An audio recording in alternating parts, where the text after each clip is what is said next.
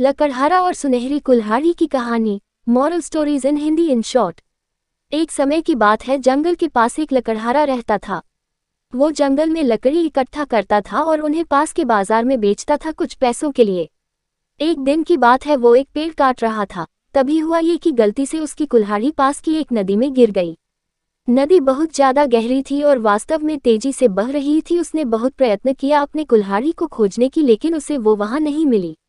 अब उसे लगा कि उसने कुल्हाड़ी खो दी है। वही दुखी होकर वो नदी के किनारे बैठकर रोने लगा। उसके रोने की आवाज सुनकर नदी के भगवान उठे और उस लकड़हारे से पूछा कि क्या हुआ।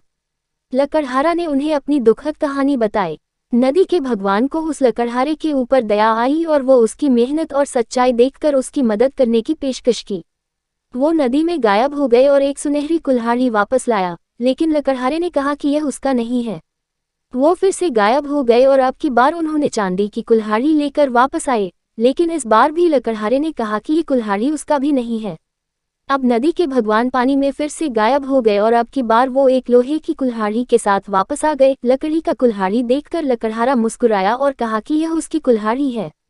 नदी के भगवान ने लकड़हारे की ईमानदारी से प्रभावित होकर उसे सोने और चांदी की दोनों कुल्हाड़ियों से भेंट किया। सीख। इस कहानी से हमें ये सीख मिलती है कि ईमानदारी सर्वोत्तम नीति है।